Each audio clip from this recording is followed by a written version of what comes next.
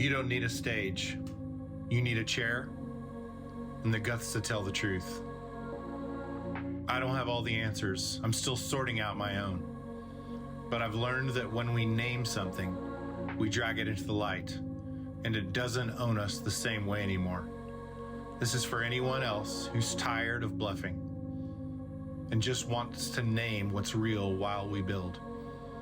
Most weeks it's me, sometimes a guest. Always becoming, always honest. This is no stage, just a chair.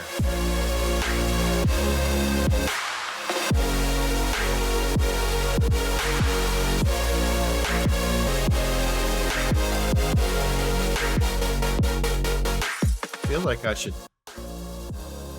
Here's my secret superpower that nobody ever really expects for this chair to do. Actually, a recliner. Let's start with a story. Years ago, my best friend Jerrod, we were at his wedding, and I actually was the officiant for the wedding. So I got,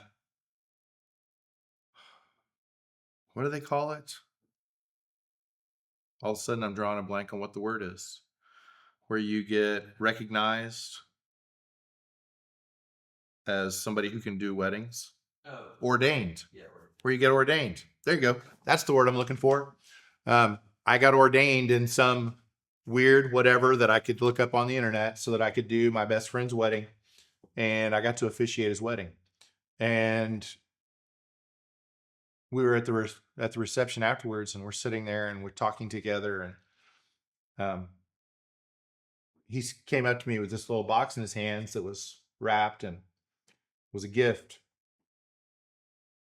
to say thank you for officiating his wedding. And I grabbed it, I opened it up, and whenever I opened it up, it was this set of knives, which I thought was really nice because I love to cook with my sons. There's a lot of things that I love to do. That's something that is like a part of our ritual and routine of life that we do all the time together. And it was really nice. It was something really beneficial. But he said, look a little closer. And I looked at it, and etched in the blade, it said, kill him with kindness. And it really kind of caught me and pulled me back, because he created this piece of art years and years earlier that I really like instantly loved. And it was this picture of this like snarling tiger, and this like ornate hand-drawn piece that he'd created that was really beautiful. And something about it really just hit so close to home for me. And the words that were drawn in the scroll said, kill him with kindness. And it was like this juxtaposition of the most hopeful words, but given with this edge. And it's this edge that acknowledged the fact that you have to fiercely defend that softness. And it always captured me, and it always inspired me, and it always made me pause to think about how I have to defend that softness, how I have to defend the thing that, oddly enough, and I really do believe this, I think it's part of what makes me me. Because I think there's always this temptation to become cynical, to become jaded, to become hardened, to just dismiss the sentimental and soft things. And whenever I dismiss the sentimental and soft things, I think that it kills an essential part of what makes me me. And it's part of what I want to be, part of what I want to do, part of the way that I want to interact with the world. Because right now we live in a time where there's a lot that's harsh. There's a lot that's heavy. There's a lot that is dark. There's a lot that is difficult. There's a lot that we have to press through. And in pressing through, we find the things that are beautiful. I find the things that are beautiful. Like I have to press through in order to land in that place. And whenever he gave me that knife, reminding me of that little truth from a long time ago, and reminding me in the season that I'm in now to kill him with kindness, to fiercely defend that softness. And I don't defend that softness by becoming hard myself. I defend that softness by choosing to continue to hope and continue to engage and continue to believe and continue to do those things. And in doing that, kill him with kindness became not just a phrase, but it became a choice. It became a way to live. And it even pivoted a little farther because it became, and this is the thought that lives in the back of my brain now, it's the idea of kindness with teeth. Because when we have that kindness with teeth, it isn't strong for the sake of being strong. It's strong for the sake of being good. Because that's not the path of least resistance. And it's not the path that maybe I'm wrong. And I'm okay with being wrong. But I look at the world at large, and I look at the conversations that we see online, and I see all of these things, and it's almost like sometimes I just feel like we've lost the plot. It's not the point anymore. Online, the conversation turns into gotcha. And I say this regularly to friends. Whenever the conversation devolves to the point of I'm right and you're an idiot, then we've lost. We all lose. We all lose. We have to come to the table to have conversation. Simon Sinek talks about this a lot, and he's somebody that I've really fallen in love with a lot of ideas that I hear from him. And he had a conversation with Trevor Noah, which I guess it appears that they're friends in real life. But in the conversation with Trevor Noah, he made a comment in passing about how Simon Sinek doesn't like small talk. And Trevor Noah said, we have to love small talk because small talk is the gateway to the big ideas. Small talk is the place where we say, man, the weather today. And you look at each other and go, yeah, it's so hot and sweaty here. It's so muggy. It's so this. Or, hey, did you watch the Thunder game the other night? Yes, I watched the Thunder game. We have a place where we can find common ground, a place where we can see each other as humans. We can see each other as meaningful. We can see each other as something that matters. Our mayor here in Oklahoma City, just in conjunction with the other mayors, several of the other mayors and the Council of Mayors for the United States, they released a statement last week, if I remember right, where they talked about that it's important that we view each other, that so much of our conversation, we are dehumanizing other people. Because whenever we dehumanize them, we call them animals, we call them names, we do all these things. Whenever we do all those things, it makes it easier to dismiss them instead of listen.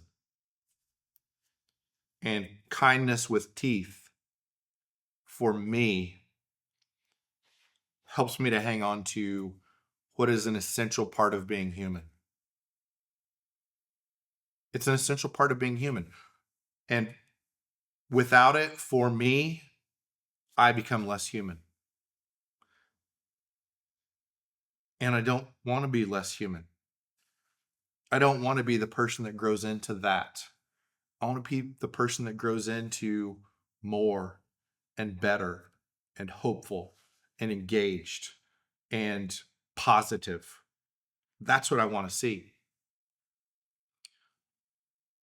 But sometimes what happens is life happens and we get those edges knocked off of us. And some of those edges need to be knocked off of us. But we also have to figure out what to defend and what to protect.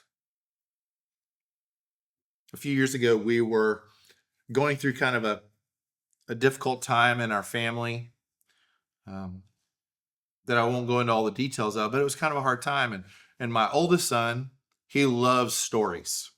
He loves film. He loves story arcs. He loves all those things. If you sit down and said, "Hey, what are the essential story arcs in a film?" He could tell you, like, here's the 12 movements in every movie. I don't even know what they all are. He could tell you point by point. And we'd started watching Breaking Bad, which is a really great show. So we're watching Breaking Bad, we're really enjoying it. Then some things happened in life that kind of made life a little bit more difficult. And one day we were sitting here watching Breaking Bad, and my son, who was 16 at the time, said, "Hey, can we take a break from this for a while?" "Yeah, sure. Why?" "Life is a little difficult right now, and I don't know if this is helping." This is my 16-year-old. "Yeah. What do you want to do instead?" And again, one of the things we really enjoy doing is watching things together and talking about those things and enjoying those things and having these experiences that we experience together. It's been really good, and it's part of our love language. And he said, "I need something more hopeful. I need to believe." "Okay, what can we watch?" We started talking and brainstorming and coming up with ideas, and the more we looked at it, the more we weren't sure what we wanted to do or where we wanted to go. And then out of the blue, he said, "Hey, look, I've heard this TV show Ted Lasso is really great. Um, we should watch Ted Lasso." "Sure, let's watch Ted Lasso." And we sat down and we watched the first episode. And for those of you that have seen earlier episodes of this podcast, I'm a sentimental softie. And I will tell you without any shame in my heart, um, I've cried in watching every single episode of Ted Lasso. Like every single episode. It's ridiculous how much I've cried. Because there's been so much like good truth, like really good things that have encouraged my heart, things that have awakened like what's inside of me. And in awakening the things that are inside of me, I'm watching the show and trying to remember who I am. And I'm watching it with my 16-year-old, and we're sitting there having deep, rich, meaningful conversations. And instead of watching something that fed that cynicism in this season and Breaking Bad, which is a great show, we needed something that fed hope. And we landed on that. And the wisdom of that decision from my 16-year-old absolutely blew me away. And truthfully, I'll say this, and I even want to like lean in and hear. I want my son, who's 19 now, to know, like in that moment, he led me well. He led me into a place of remembering to hope and not being cynical and not leaning into being jaded and not dismissing kindness, not dismissing positive hope and outcomes, and embracing the possibility of fighting for good. Because in order for us to hang on to good, we have to fight for it. In order to hang on to hope, we have to fight for it.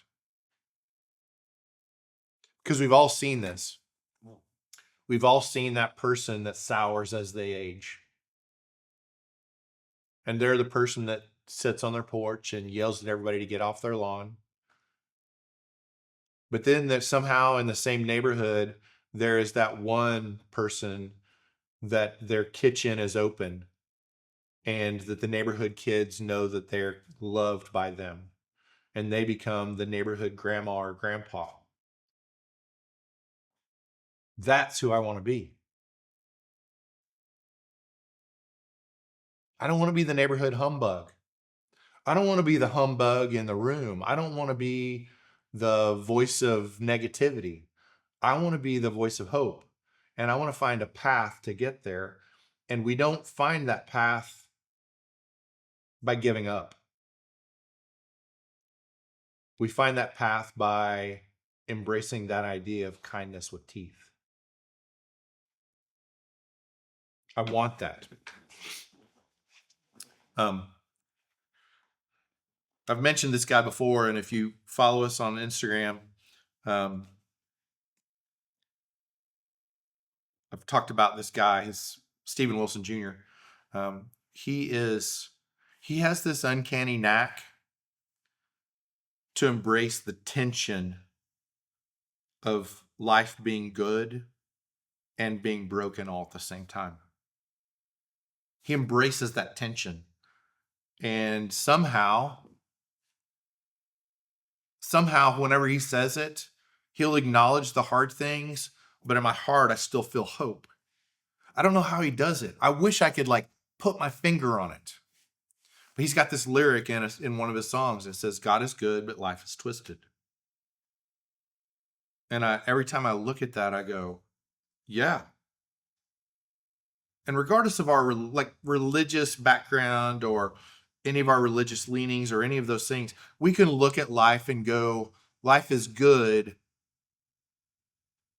but it's bent. God is good, life is good, family is good, work is good, all these things are good.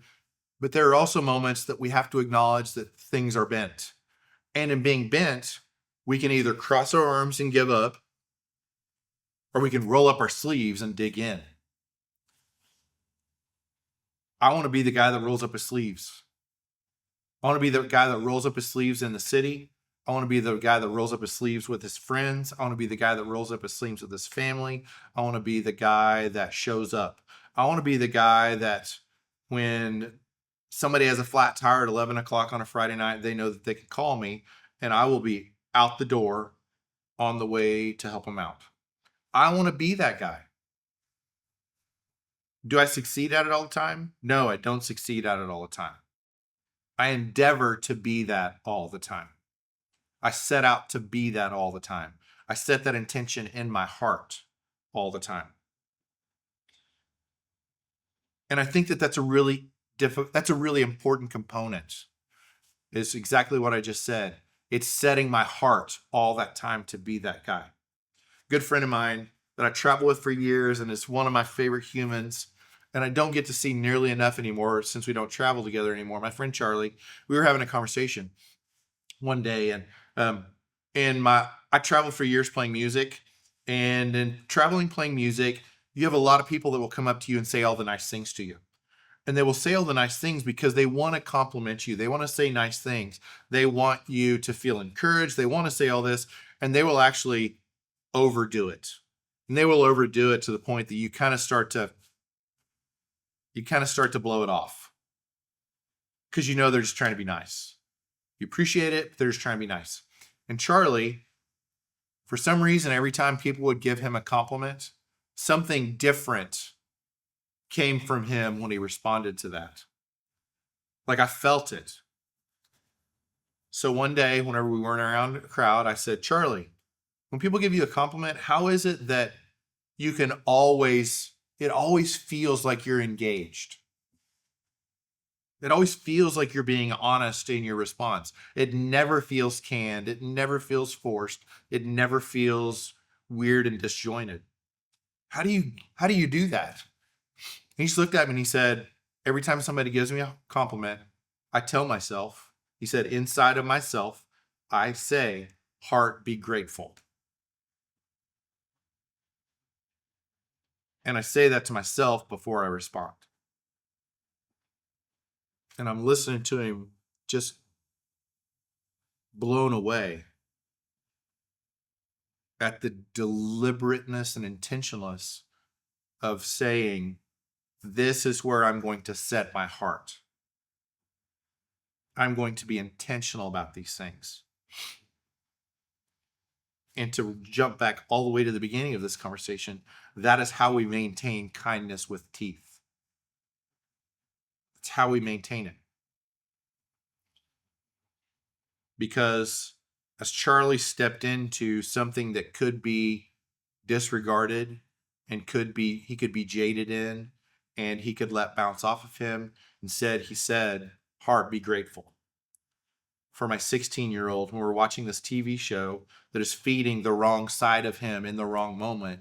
And he said, I need to make a shift. He set the tone for where his heart's going to be. And full disclosure, we ended up watching every season of Breaking Bad, really loving it, really enjoying it. Nothing wrong with that show at all. It was just the wrong one at the wrong season. So we needed to embrace it.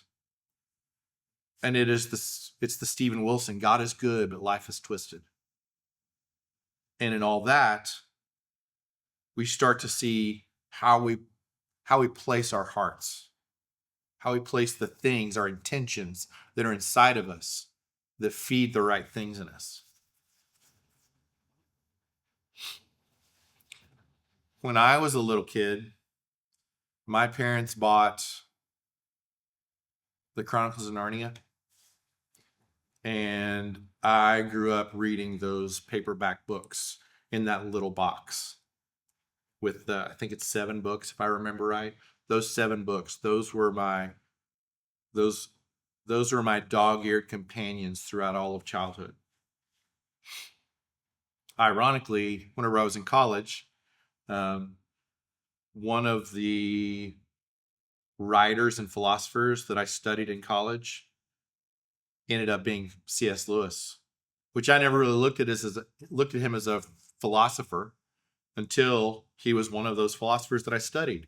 And I saw all of his other writing, saw all the stuff, and just kind of fell in love. And I fell in love to the extent that years ago, whenever I got to go to Brighton, UK, with 2 of my really good friends for some writing time, and my good friend Dustin and I actually got on the train from Brighton and headed over to Oxford to sit in the Eagle and Child, where C.S. Lewis and J.R.R. Tolkien had their Inklings meetings where they talked about writing.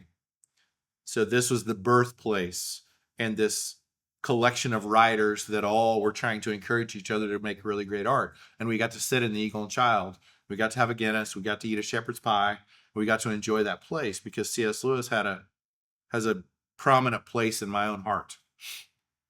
And then whenever I had sons, when they got old enough, one of the things we would always do is we would read books together at bedtime. And we started reading the Chronicles of Narnia. And we read all of the books together. And as my children got older, they became very meaningful parts of their childhood too. And we even bought the one big book that has all of the books inside of it with all the original artwork, this big like legacy level of book that is going to be like one of my sons will get that book at some point in the future. And there's this really great line that has stuck with me for all these years that is not just a part of my collective history, but has also become part of my son's history. And there's this quote. Susan is one of the Pevensey children. Susan is asking a question about Aslan the lion. And she asks, is he safe? Because she has to trust him. And there's something really threatening about trusting a lion, for crying out loud. Like, can we step outside of the romanticism of a book and go, this is a lion? And she said, is he safe? And the response was this: safe? Who said anything about safe? Of course he isn't safe, but he's good.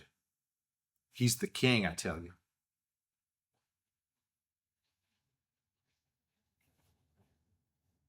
He's not safe, but he's good.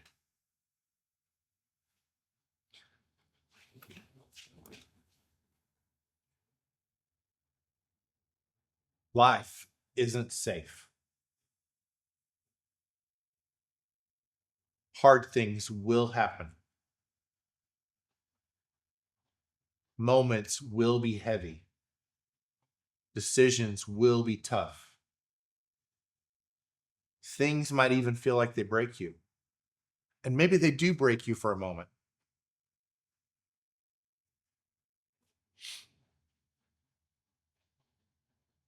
It's not safe, but it's good. And we can either lean in and embrace that good, or we can lean back and give up.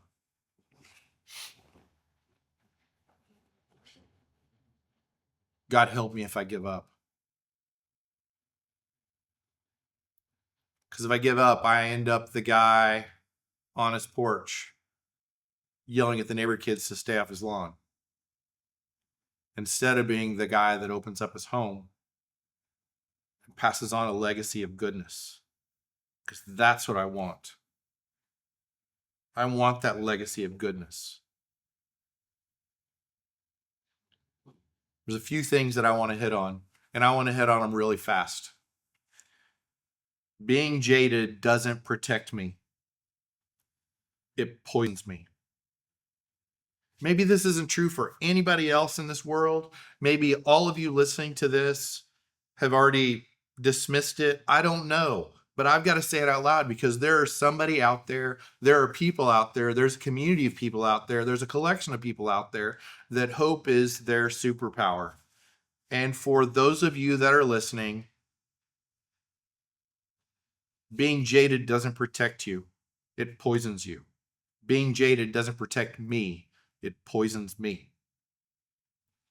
It tells me that caring is weakness. Caring is not weakness. Believing is not weakness. Believing is brave. Believing matters. Believing shifts the tide. Believing hurts and might leave scars.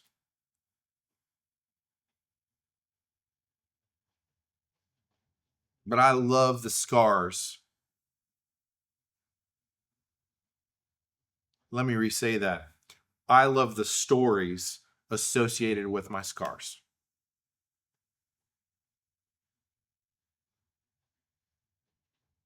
I actually revel in those stories. I appreciate those stories. I can tell you about this one. I can tell you about this one. I can tell you about this one. I can tell you about the one that's right here on the back of my head. I can tell you about all the stories. I can tell you all about the 27 bones in my body that I've broken. I can tell you about the times that I've broken my nose. I can tell you about the bike wrecks that I've had. I can tell you about all those things. And I can actually tell you about them with some enjoyment, because of the silliness and the stupidity of some of those things, and the things that I've learned in the wake of all of them.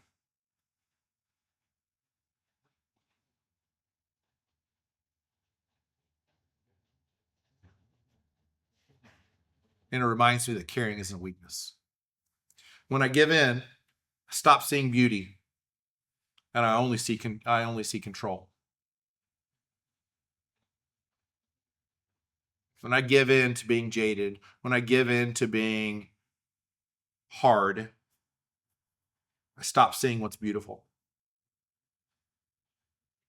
I want to be the guy that sits there at sunset and can actually see the beauty of that moment. I want to be the dad that sits there and watches my son walk across the stage and feels this flood of pride and hope and gratefulness for my children. I want to celebrate the victories of people that I work with in business, and the victories that they have, and the wins that they have, and all of the moments that come along with all of the hard things we had to press through. I want all of that. In order for me to get there, then I have to choose to care. Because I know that kindness is a form of strength.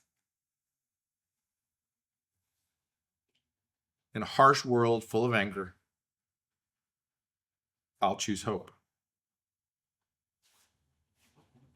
I won't let my heart sour. and kill my ability to feel. Because hope builds my family, builds my business, saves my soul, and it fuels my legacy. Let me say that again. Hope builds my family, builds my business, it saves my soul, and it fuels my legacy. If I can do that, if I can lean into that, if I can continue to be that, then who I will be at 85 is who I'm setting out to be right now. I want to be the old man who grows old and gracious, not bitter. And this is where I say it messy, before anyone assumes that it was neat all along. Thanks so much, and I'll see you next week.